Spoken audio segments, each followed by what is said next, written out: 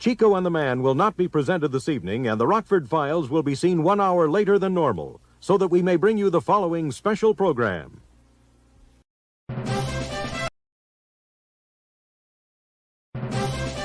Word Balloon is brought to you by the League of Word Balloon Listeners. This episode of Word Balloon is brought to you by AlexRossArt.com.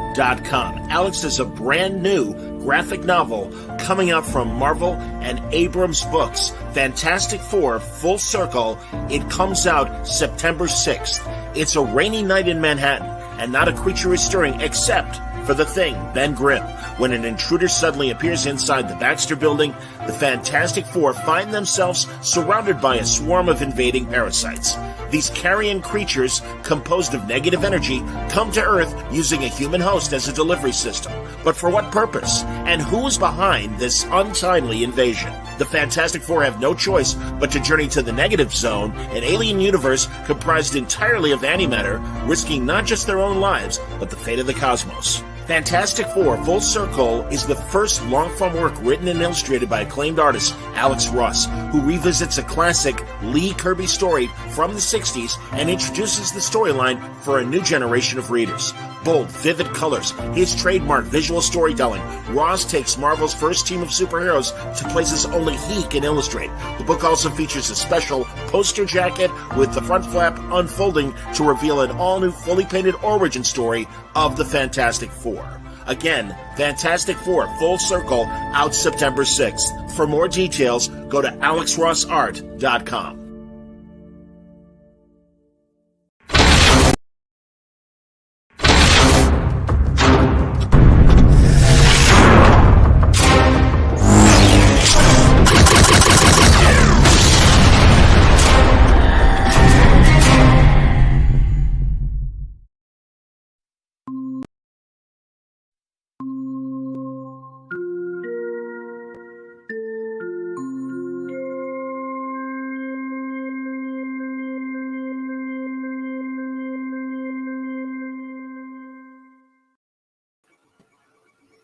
Welcome back, everybody. Time again for another Trek Watch. Our usual co-hosts, Franco and Mitch, are on an away mission at New York Comic-Con, experiencing all the news, the Star Trek news that happened this weekend. So I'm happy to beam in Larry Young of the Serious Star Trek podcast and a fine publisher of AIT Planet Lair Comics. Good to see you, Larry.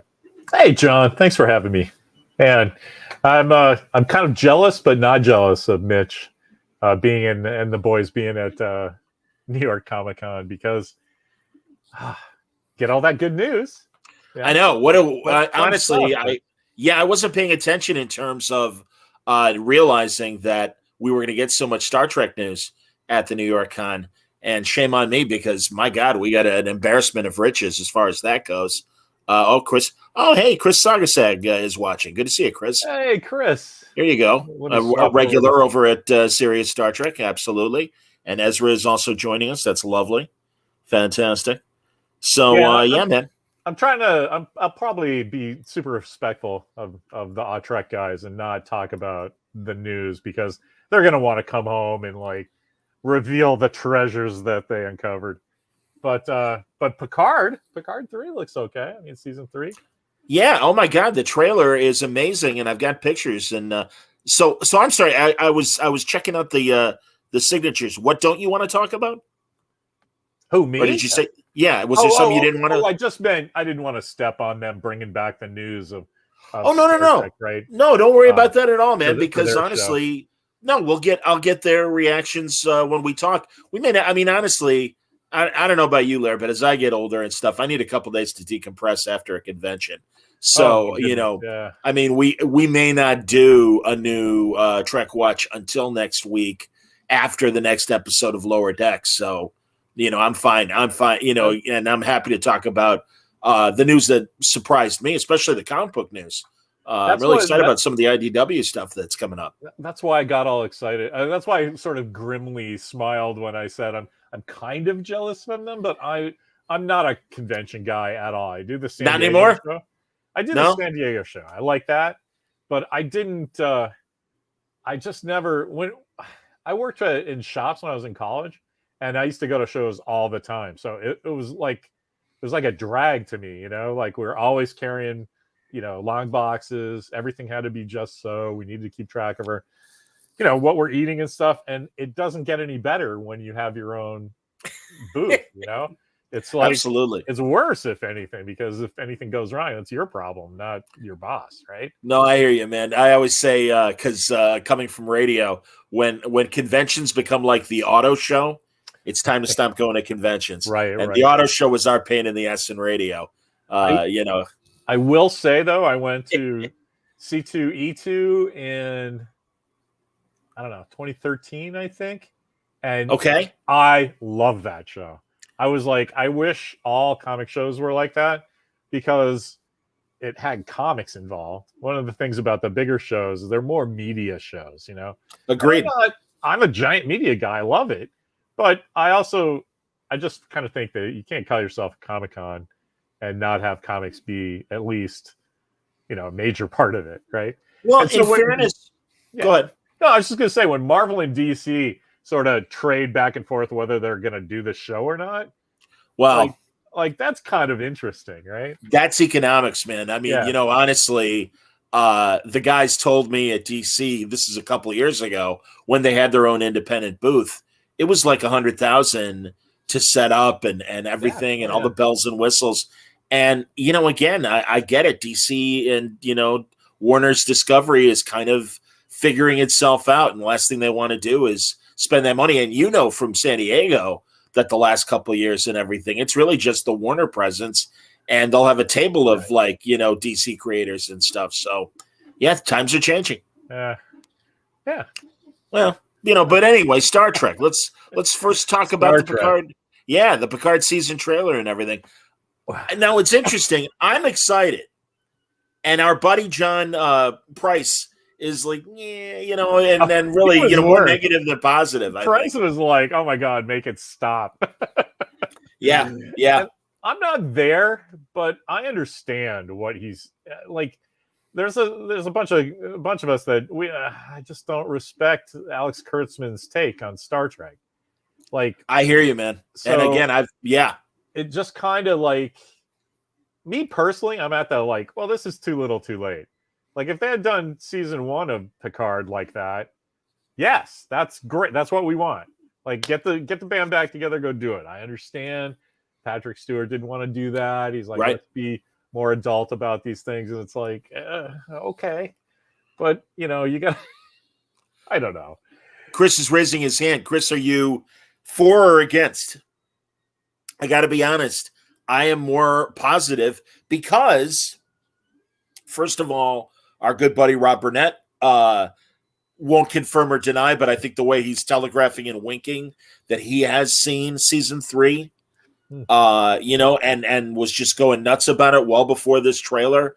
Terry Matalas, the showrunner for this, is, I think a guy, even though he show ran season 2, I think the blueprint was there. And as you said, Larry, I mean, they really had to convince Patrick Stewart after acquiescing to what he wanted for the first 2 seasons, to the point where it's like, all right, now let's do this. And I really hope that Sir Patrick is aware of the divisive audience, and that, really both seasons at best have been 50-50 propositions. There are people that like it, not me, and not you, and not John, and not Chris. I get it. And again, I'm the same way. But Matalas, I think, has been saying the right things in interviews. I haven't watched the panel yet from New York Comic Con. I guess it's posted as well. Oh yeah. Yeah. But I heard him on with Burnett on Star Trek Day, and he said everything right. I heard him on the Inglorious Treksperts podcast. He seems to get it. And again, based on what we saw in the trailer, finally we're getting what we want. right. And listen, I'm not a big I don't mind Raffi and Seven as characters. I don't mind that they put them together. I think they did it in a very ham-fisted way. And frankly, their relationship in season 2, it should have been written better. It really was. It wasn't funny, and it was just kind of them just carping at each other. That's what I was gonna say. I honestly don't blame anybody really. I mean, they're all doing the best they can, right? Like The actors are certainly. even Alex Kurtzman. I love like yelling at that about that guy, but like I know he doesn't get up in the morning and think, "Oh, I can't wait to go half-ass this show that I don't 100%. understand." Like I know he's trying, right? But that's my problem with seeing the trailer. Like obviously I had my Star Trek lizard brain go, "Wee." But there are two things I didn't like. But our buddy Jonathan Frakes saved the one thing I didn't like, with Worf going, I'm self-identified as a pacifist now, and then Riker's like, "Oh, we're all gonna die." I'm like, all right, that's good, because that's probably in context a really funny joke, right? Absolutely. I'm not sure I'd put that in the trailer because there's too much chance for guys like us to go, "Oh, Worf's a pacifist, I'm not watching." Yeah, but you see him training Raffi. So as much as he's saying this, I know. And maybe he even believes it, eventually a Mechlith or a Batleth is going to come out, and he's going to be fine. Yeah. He's got that blade right behind him. I don't think it's in this picture. He'll get that Klingon. Oh, I guess it is. Yeah, it's kind of out of focus. But here's the thing: I that really bugs me. I don't think they can save, and I'm going to try to be open-minded. I really am. But I don't care, because Picard's a robot. None of that dude, stuff, I hear you. None of that stuff that all of those guys are coming back. Dr. Crusher secretly loves him. Riker will do anything for his commanding officer. 100%. Geordi, all those guys, but it's not that guy. And I don't get how I can't let that go. I hear you, man. I'm like, I have no problem. It's the future. You can make dilithium work again. Like, and I just, okay, so Picard's a robot. Just tell me the story. And I was over it. I'm sure you felt the same way. I was really hoping maybe a final snap from Q would make him flesh and blood again. And I know it's cheap, but they've been doing. I mean, my God, that stupid gadget they had in season 1 of. Oh, if you just think of like their version of the sonic screwdriver. Yes. If you just think of this, it'll do whatever you want it to do. What? What? I haven't revisited that season, but I clearly remember all of my smart friends. Like everyone had a different take, right? It's like, well, just fix what's wrong with him. Or, maybe, yes, allow that, but let this happen. I mean, once you have the magic stick, you really have to come up with something cool.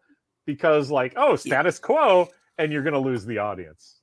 No, I hear you, man. Mike Coonrad agrees with you.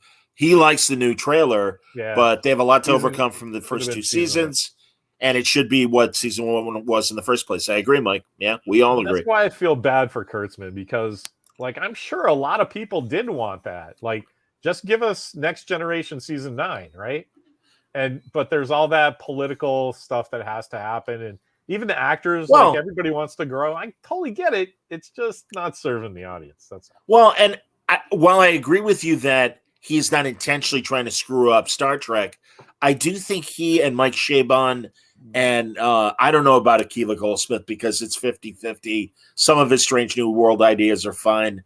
We discussed off the air how what they did with the Gorn is kind of ridiculous. Yes. But I do think that they play at Star Trek and they don't get it, man. And then the thing is, I was rereading the 50-Year Mission, the oral history book that Mark Altman and Roger Lays put together. I think Roger was the other writer on that. And if I'm wrong, I apologize. Might be Ed Naha, right?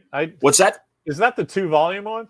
Yes. Yeah, I think that's Ed Naha is his co-writer. That's right. Thank you, man. I knew. I was like, maybe it's Ed, and there you go. I was really lucky to publish a book of Mark's, and I love working with him. It was only that one time, but he's a really cool guy. He's really sharp, really funny, really smart. And he loves Star Trek. Yeah, and he clearly, God, that Inglorious Trexperts podcast is fantastic. But a lot of the writers in Berman, Brandon Braga, and other writers we're like, there always needs to be there always needs to be good science fiction in there.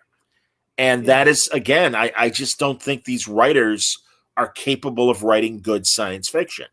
Dark matter anomaly. Yeah. And I love, all right, it's a dark matter anomaly. And the Admiral goes, what is it? And it's like, they just told you it's an anomaly. That means we don't know. Good Lord, Admiral. The first in the first season, when they were talking about the spore drive, they sort of like flirted with calling it a dash drive, and it stood for something. It was like displacement something spore hub drive, and I remember it's watching as it was going, it stopped me dead, and I because I love Agents of S.H.I.E.L.D., I love Man from U.N.C.L.E., I love all of that stuff. So my brain is sort of like, oh, what's that spell? Oh, light associated stimulated emission of radiation, laser. My brain just does that for fun. Sure. And so when I heard this crazy construction, I went DASH. Oh, what are they doing? Like, that's just not a Star Trek thing. And then seconds later, I was reading an interview with Kurtzman, and he said, "Well, Star Trek is not aspirational." And I was like, "Wow, that's guy just literally told me he does not understand his job." Right. And so I kind of checked out with that guy. It's a surface knowledge of Star Trek. Yeah. And that's disappointing. And Star Trek deserves better. And there's a reason I love the people like, well, we wouldn't have Strange New Worlds if Discovery hadn't succeeded. No, wrong. Very wrong. Because literally, Lair, as we're talking, Heroes and Icons, the MeTV second channel, is running one of their 6 days of 6-hour block of Star Trek, every iteration of Star Trek on TV. Yeah. And it's like, yeah, man, you got it, for better or for worse, you're competing with reruns that have been running since 1970 nonstop. Yeah. And I'm sorry, but that's, as in the words of Super Chicken, you knew the job was dangerous when you took it. I wonder if they did, though. I think they clearly didn't. I think the guys, they're in their 40s, right? I mean, I'm not taking anything away from them. Getting to where they are in Hollywood is an achievement, right? They're great. I like Kurtzman's. I think Fringe is one of the best shows of the last 10 years. They did something crazy good. They changed the format of that show every season, and it worked. So it's not like these guys don't know what to do. They just don't know what to do with Star Trek. But that's the thing, man. Well, stop then. Right. There's a framework there. When we get to Lower Decks, we'll go back to that idea of that. There's a framework. Let's get back to the pilot, or the trailer, I should say. On the one hand, I'm really interested to see Amanda Plummer as the antagonist. Yeah. Weird look, but I'm sure alien looks, so fine, whatever. But I am intrigued. I am a big fan of hers. I mean, I've loved everything she's done, as far as, So I Married an Axe Murderer, Pulp Fiction, the times that she does show up on TV and stuff. Great actor, and also very cool that her dad has already played a Klingon, Christopher Plummer. The one thing I wanted out of that, I mean, I don't really know her work very well. Of course, I know she's accomplished, and I love her bit in Pulp Fiction. But I just wanted one line, like, tell me what she wants. That's like, you can't just go, hey, Amanda Plummer's here, and she's fighting the guys you like. So that's all you need to know. It's not, just give me one thing, right? I'm gonna have to Zapruder film the trailer again and really kind of go through it granularly and really maybe see if there are lines that maybe we missed, because it really was so wow. There's Geordi, there's Crusher, there's Worf, and Riker. My son caught it that they said her name. It's like it begins with, it's like Vladik or something like that. Vasic. Yeah, I don't remember. Something like that. But some generic sort of collection of synonyms. But like, it didn't even have to. Don't ruin anything. Just go. Once again, Picard. Just something to give me, like, she's mad at Geordi. She wants her ship back. Like, just anything. And it's like, I don't know. I think that it's not really specifically this trailer. I think people are marketing to audiences just assuming that, hey, you've been sitting in your living room for 2.5 years, you're going to eat this too. you know? And so many people go, yeah, I will. I'm hungry. You know, it's like, and then I you get get it. the other guys going, oh, these special effects are awful. Oh my God. And I think they look great. Can I get this off my chest? Somebody was talking about Man Thing, and they were like, yeah. The CG is terrible. And I'm like, you guys know that's a practical suit, right? That's great. I haven't got- had a chance to watch it. got- Did you like it? I haven't watched Werewolf by Night yet. You know, it's funny. Yeah, I liked it, but I hate Universal Monsters. I hate black and white stuff. I hate everything it was trying to do. That's hilarious. But it did it great. And I'm like, no, this is a perfect example of the kind of thing you're trying to do. So check plus. Like, is it for me? I don't know. I could have used the whole thing of the werewolf and Man Thing just sitting around talking like Groot and Rocket Raccoon for a half an hour. But I'm a big. I loved the Werewolf by Night comic back in the day. Yeah, Don Perlin and Marv Wolfman. One of the things about this is it's not the comic at all. That's okay. So as long as you don't. The thing that's really funny is it's not even really. It's a Marvel special presentation. So I'm glad they did that because it kind of anticipates the criticism. There's no plot, right? They're just trying to get the MacGuffin. Who is these guys? Who are they? It doesn't matter. Like, seriously, you know? And then there's a werewolf fight and a funny joke, and then it's done. Well, that did what it did says on the tin, right? That's a great Halloween special. But people are all like, everything needs to be like the next folio of Shakespeare. And it's like, you know, sometimes shit just burns at your touch. I hear you.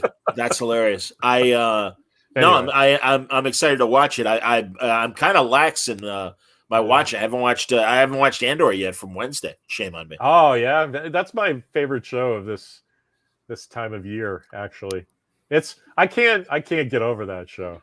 That there's a live action theatrical quality Star Wars show like 3 times a year. Like gotcha. I just think that's amazing to me. I hear you.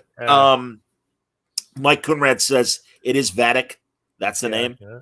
And, Chris said that she wants revenge. And it's just because all great Trek seasons need a big bad out for revenge. Yes. No, I can appreciate that. Revenge trope. Against what, though? Like, did she say? Well, I guess we'll find out. Just like I am excited about the 2 surprises as far as big bads. And let me see if I can. Where the hell is it? Yeah.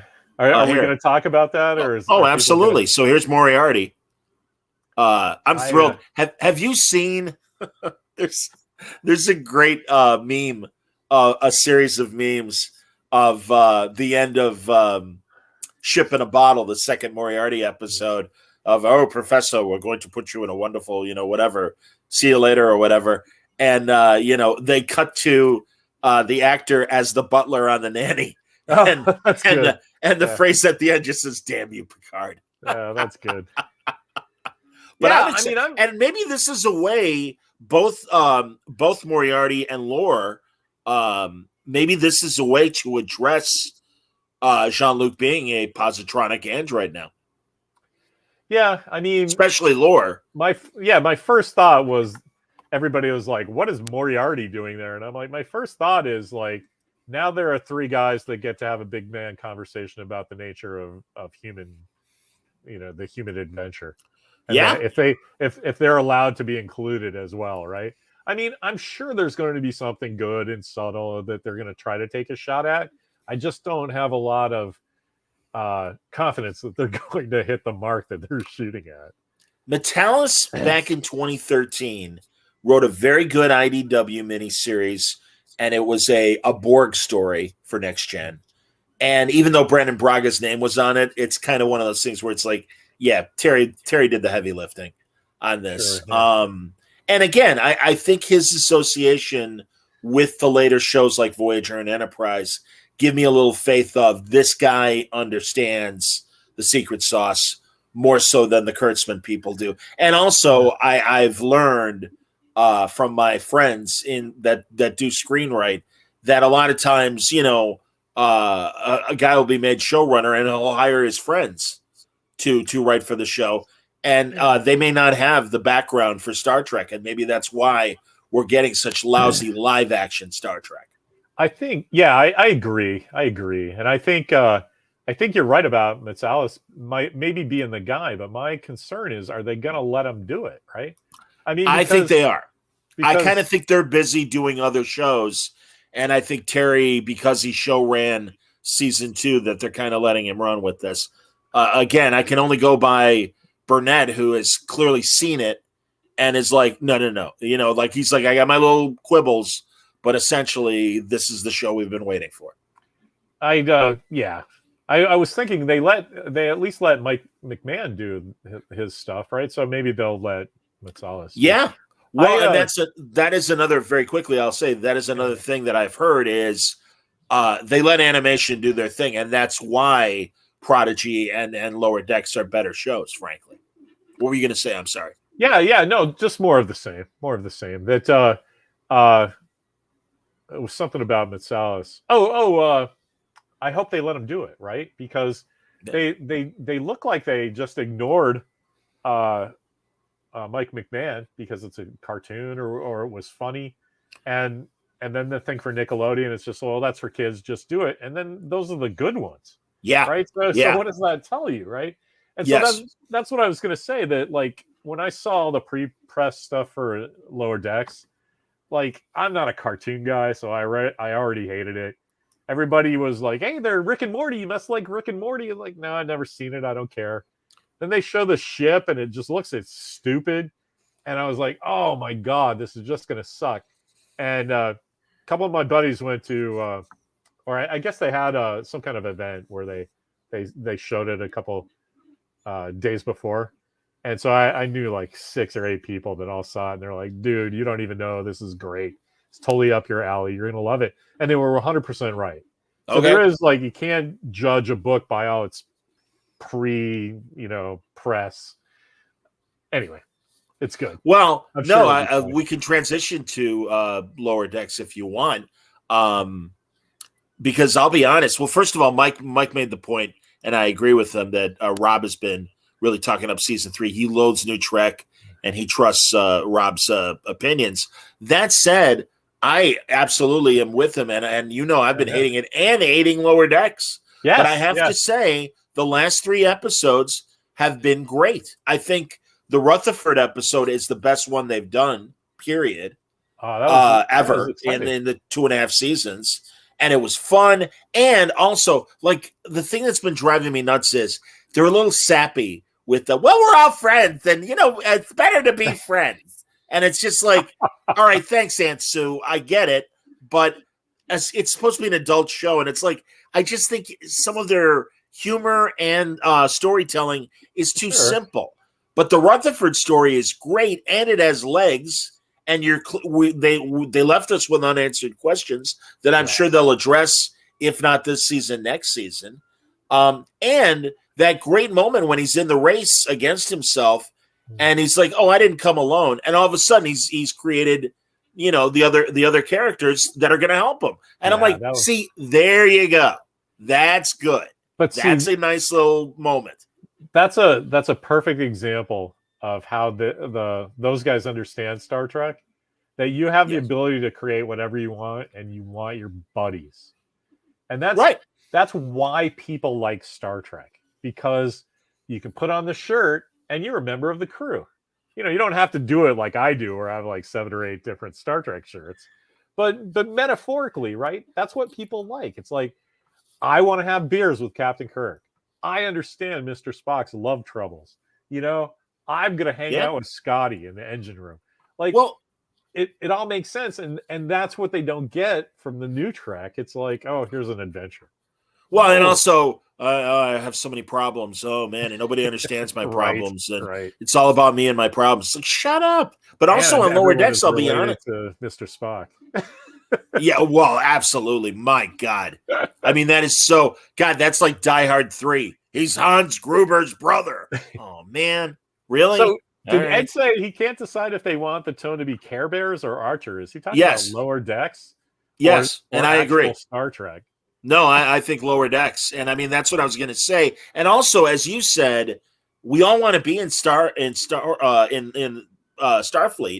And And I've said this before with you and John and a million times on this show. That's why I don't like Mariner, although they are slowly changing her and forcing her to change because I'm too cool to be in Starfleet. Or it's like, then get out. Then don't be there, because all of us want to be there. And that's why, as you know, and Boimler is, scared of his own shadow, fine, whatever. But I preferred Rutherford and Tendi and Boimler because they're like, hey, we're here. This is awesome. And all I'm doing is, grabbing dilithium crystals and bringing them to engineering. Fantastic. Where do I sign up? And also, I loved Career Day on the planet for Starfleet. Oh, I thought that was very that was funny great. and well done. So that was good. Hey, speaking of that, do you remember that bit in the scene where there's that Vosh-like character? Yeah, sure. Do you think they did that? Like, we were speaking a little about that, is that like a Tom Paris thing that he can't be Nick Locarno? Like, were they just? Oh, that's that's a great point, Larry. I absolutely agree with you, because the likelihood is if they had but then again, they have shown Ensign Gomez. Yeah, they do a lot of returns. That's why I was asking about it. That's really interesting. I honestly don't know. I kind of feel like like us all of a certain age, we're all in love with Vosh because holy crap, isn't that what you want, right? It's like, no, I just want to be left alone and read my book. Oh wait, there's a cool girl who likes everything I like. I guess I'll go over there. Hold my thing there, Riker. Anyway, I was talking with a kid about this, and he's the one who said it. He's like, you know what? I think they just wrote that for Vosh, and either she wasn't available and they changed her name and you don't have to change a word of the dialogue, or they just were like, let's just create a different character. I don't know, but it really stood out like that. Oh, there's something going on there. Well, and she's coming back as well. Yeah. I think that's a given. I don't know. I hope somebody who has a great show, like maybe you, could ask them that and find out. If I ever get McMahon on or something, that'd be great. My buddies, the Benson sisters, promised they're going to come back once cool. Prodigy's up and running again, and that's at the end of this month, so that's cool. I have. Speaking of, we were talking sort of before the show. You never dress up for Halloween as an adult. I have like more costumes than regular clothes. It's been a while, but I used to cap without. Oh, that's from Aliens versus Predator. It's the Wayland hat. But this is my regular clothes. That's awesome. Right? Yeah, but again, Larry, that's fantastic that you do that. And again, I watch you on your show. You do it all the time. That's terrific. So I wasn't a giant fan of Prodigy, but I liked it. It's more of like I'm just a man. I'm not a kid, right? But I hear you. I like the whole thing, but I loved their uniforms when they got like, we're going to design our own uniforms. I'm like, I must have one. And so then I saw somebody did this cool thing where it's Batman, Robin, and Commissioner Gordon, but they're in Star Trek uniforms, but they're sort of Batman things. Yeah, so I was like, oh my God. I went on eBay instantly and got like a little silver Batman thing. And just put on my Prodigy thing, put that on, threw a Batman hat, got black gloves. I'm like, okay, here we go. Outstanding. And Walker's just using a red one with his Robin mask. So we usually do about 3 things for Halloween. So I got that, and I did an X-Wing pilot this year. We'll see. But anyway, that's great, man. You brought up your friends, the sisters, and I was like, "Oh yeah, no, the Bensons." You know what? I want to say this for real. I love the design of the new uniforms. Well, no, and truly, I wasn't sure what to expect from Prodigy, and I'm pleased that it is, if not adult, at least more sophisticated storytelling and better storytelling than, frankly, a lot of the new Trek shows. I mean, certainly better than Discovery. And again, they do it in 20 minutes or whatever. My experience of that was it was pretty slow in the beginning because they had to do all that setup. Yeah. But you have to do a setup where the kids understand it as well. Right. So I was just like, but by the time they got, the holographic doctor was up and they were doing it, they got off the planet. I was like, all right, give me this show. I want to watch season 2. Well, and even that not an away mission, but they went to that planet that seemed to tap into their brains and give them what they want. Yeah. And it was good. Oh my God, when Rock thinks that they're like little bunnies or whatever playing with her and they're actually eating her, it's like, yeah. That's not a kid thing. That's fantastic. Yeah. And that's that's the kid show. Meanwhile, Lower Decks, like Ed said, it's I call it My Little Pony Friendship is Magic. And it's just like, will you decide on a tone, please? Do you think that's the tone of the story though, or the actor's delivery? No, I think it's the tone of the stories. Honestly, I mean the Beta Shift versus Delta Shift, shift episode, which I really disliked. Yeah. And it's just, we should just all be friends. And isn't it great that we're friends now? And then, of course, they screw them. But it's just like, what the fuck am I watching here? I'm sorry. It's like, again, choose. Meanwhile, then they show them the co-ed showers. And I thought it was funny. They got the black bars or whatever. Yeah, and all the innuendo that they do and stuff. And it's like, all right, is this an adult show or is this a kid show? What are you doing? I really think, because, and I didn't have this thought until just now, and it's 100% because your impression is perfect, but that's the presentation of some of the lines. And I think that you could do, of course, you remember Charlie X, of course, right? Of course. Great episode. You could do that story exactly like a Lower Decks, right? Yeah. But you don't have, they sort of, the voice actors really like hang a lantern on some of the intonations and stuff that makes it seem kind of dopey. And honestly, that's what I didn't like about Rutherford at first. I was like, he sounds way too wacky for a guy that's got a metal head. And then an engineer, frankly. Then I realized that was Pillboy from The Good Place. That's hilarious. Yes. I forget that character's name, but he's in Loki as well. Yeah. And once I put that together, I'm like, oh, I get what he's doing. And then Rutherford is like one of my favorite characters. Well, and again, that Rutherford episode. That's Zona. That's the best obviously. And I'll be honest, he kind of annoyed me in DS9.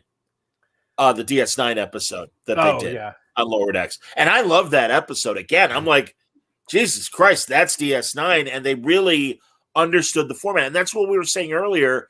Like 55 years of Star Trek, it has a framework. And it should be easy to hang stories on this framework, because as opposed to, all right, we're a brand new sci-fi show. What are we going to talk about? What are we going to do? I don't know. Let's figure it out. Again, you got away missions. You got diplomatic negotiation. You've got you could be dealing with other captains that might be hardasses like Jellicoe, or even the times on Lower Decks that they have done it, and I think done it well. But it just seemed like, again, Discovery, I have no idea what they're doing other than, well, the first 2 seasons, it was pretty much the Michael Burnham show. And again, it took them 4 seasons till finally, we have other crew members that people still don't know who they are. Maybe we should write about them. And again, this was something that they solved on Next Generation by the 2nd season of, well, maybe we need a Data episode. Maybe we need a Worf episode, as opposed to we're all coming down and here we are on the new planet and here's their problem and we'll all solve it together. And it's like, no, man, you got a crew. You got an ensemble. Use your goddamn ensemble. I don't know. I don't know if you know this, but my kid is a giant fan of you and your shows.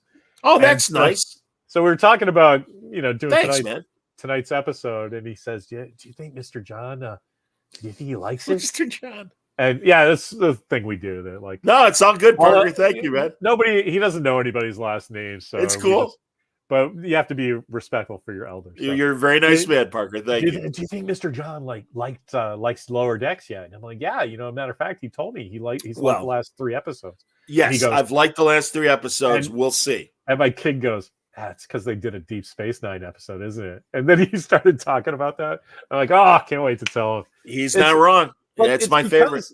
Just even as a kid who's seen Star Trek, he understands there's a Star Trek story. Right? Here's a thing that you either have to figure out or solve or get back to who owns it or whatever. Here's the people who are going to help you. Here's where it takes place.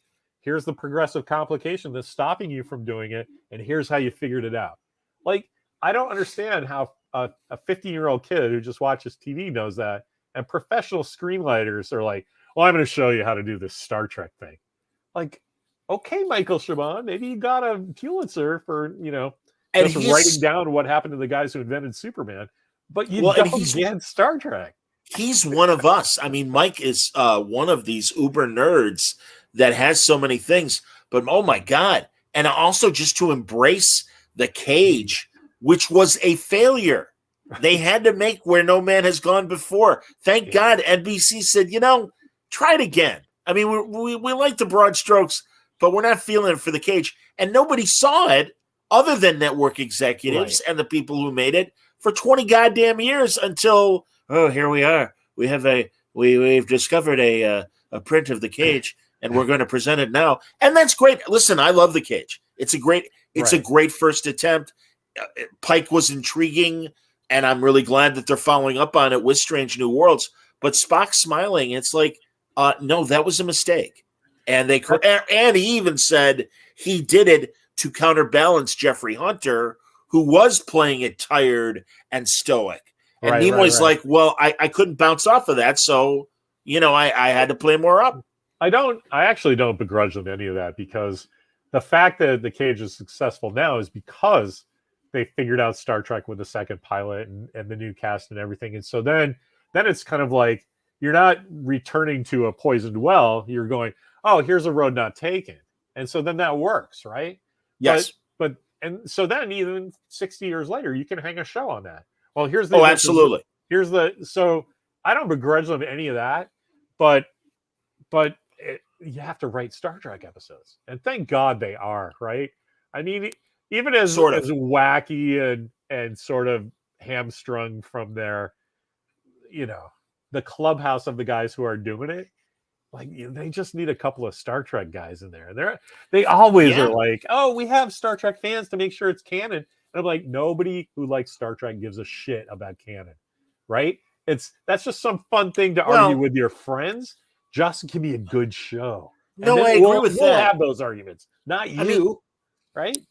Well, I do like canon just because they've managed for most of it to be faithful. I mean, you always get the little, well, how does Khan know who Chekhov is? Right. Because he wasn't in Space Seed. And it's like, all right, that kind of shit, I don't care. But I do like that Julian on Deep Space Nine turns out, was augmented with eugenics, and it's, hey, that's against the law, and we got to do something about that. Right. And maybe not kick him out of Starfleet, but at least have a discussion. And that's why I keep saying, they're going to address this on Strange New Worlds. I don't want a polemic of, well, Starfleet, you're wrong, and everything. They better present the Starfleet argument, because as I keep reminding people on my show, that was talking to the eugenic issue of the 30s and 40s and World War II and the fear of what the Nazis were doing. Eugenics was happening here in our country as well. And it's like, no, that's what they were saying. Because I've also seen, and I understand, gay people and trans people relate to, well, their augments are others, just like we are. And that's why Starfleet doesn't like them. And it's like, that is a fair interpretation, but you have to respect where the original argument was coming from. And by all means, present that argument, but you better present the, with power, great power comes great responsibility, and you better not, screw with DNA and create a master race or whatever. And I think both arguments are legitimate. Present both arguments. Yeah. I don't see anything to argue there. What I think is interesting, though, that's the kind of thing that those old scientists. That's the one thing I love from Lower Decks. Instead of TOS, they say they call them those old scientists. Oh, that's hilarious! I didn't realize that. That's funny. And that was a great thing. That was when the first time they showed Kirk and Spock on a view screen, and they looked like the 1970s animation. So that was a great thing from the Starfleet, work and employment fair, where they had the little cutouts. Kirk and Spock with a halo. Yeah, you put your face in there. No, that was fantastic. When I was 10 or 11, I had I cut something out of a magazine that was a color picture of Kirk, Spock, and McCoy from the cartoon. And sure, I redrew that 100 times. I believe it. And so when I saw the cartoon before I saw the actual live action show. So So I drew the ribbons. That's what I called it, the rank braid. Called the Sure. ribbons on their sleeve and everything. And then when I saw the show, I was like, yeah, that looks all wrong, because this looks tasteful and nice. The little insignia, not like this crazy triangle sideways thing that their insignia is in the cartoon. Anyway, that's when people talk about the cartoon, I always have such a fondness for that, and it's like, well, it was like an animated written. coloring book. They got they. Oh, it's funny. There is in the last couple of years they released a Star Trek coloring book, and it was all the original animated series designs. No kidding. And it was great. Yes, I'd love that. Yeah, but I was going to say they. What I love about the animated series was like Samuel Peoples and Larry Niven. Yeah, Larry Niven. I mean, they got real. I mean, I saw Lou Scheimer at one of his last San Diego Comic-Cons. And, it was when that the History of Filmation book came out that Andy Mangels co-wrote with him. Yeah. And Lou's like, as far as I was concerned, we were doing the 4th season of Star Trek. And he goes, it was animated, but we wanted Star Trek fans to like it. So we went out of our way to get good science fiction writers. Dorothy Fontana's episode, Yesteryear. I'm sorry, Gene Roddenberry. That's Spock's backstory. That's a fantastic story. Didn't they? They've made that canon. Oh, speaking of that, I wanted to go back to that. When I said Star Trek fans don't give a shit about canon, I meant that not so much like a direct reading of that, but if something violates canon and it's a good story, then fans won't care. They'll be like, okay, that isn't supposed to happen because of this, but oh my god, did you see that?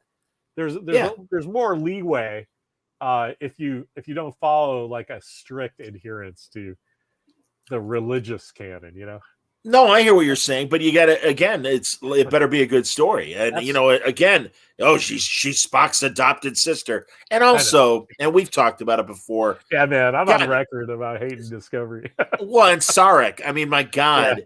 I mean, I that is not Mark Leonard Sarek. And I'm sorry, it's not the same person.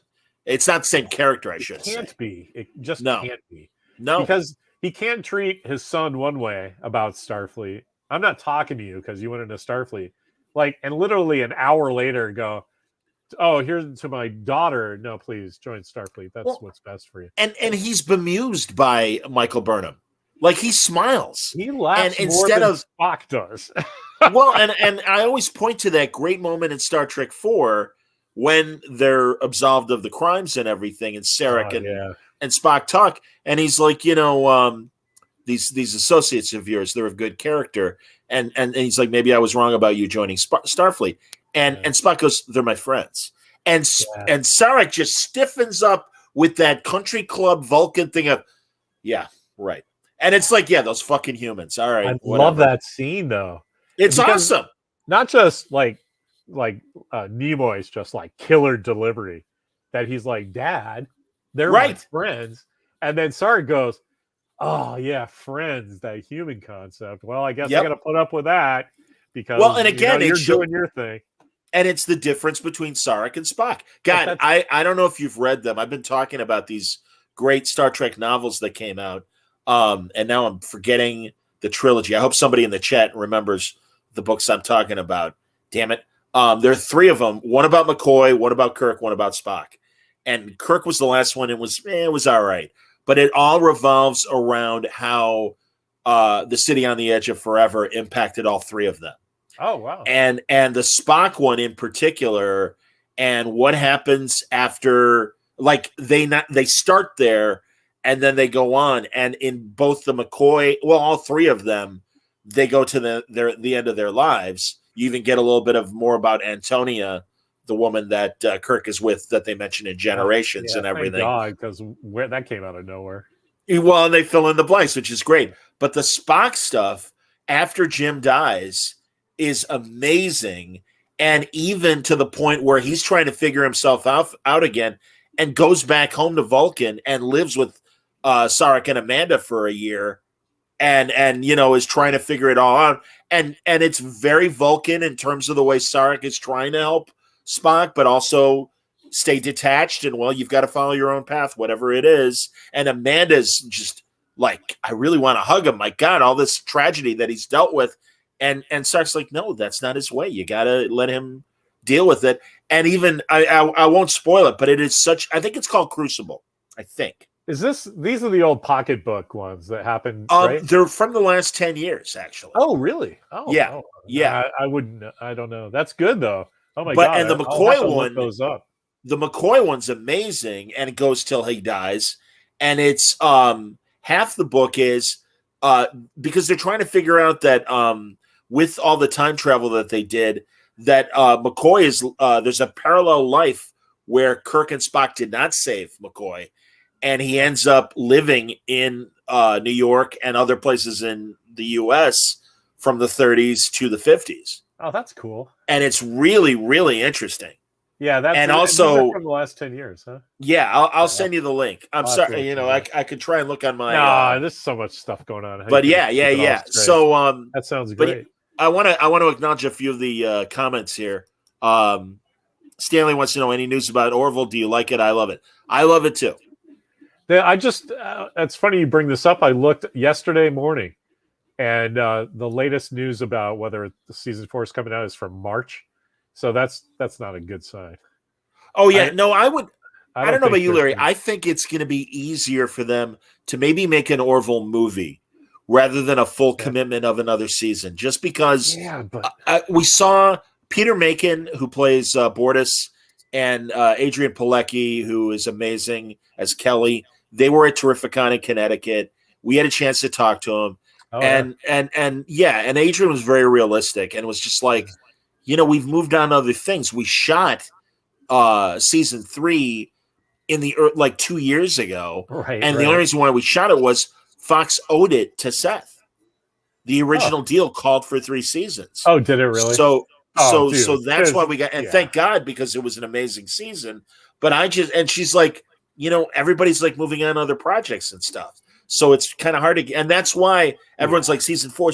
I'm like, no, I don't think that's realistic. What I do think is more realistic is maybe if it does well, because now it's on Disney Plus as well as Hulu, maybe, maybe it'll do well enough that they're like, hey, let's make movies, because I just think the show consistently got better. I agree. I loved Orville.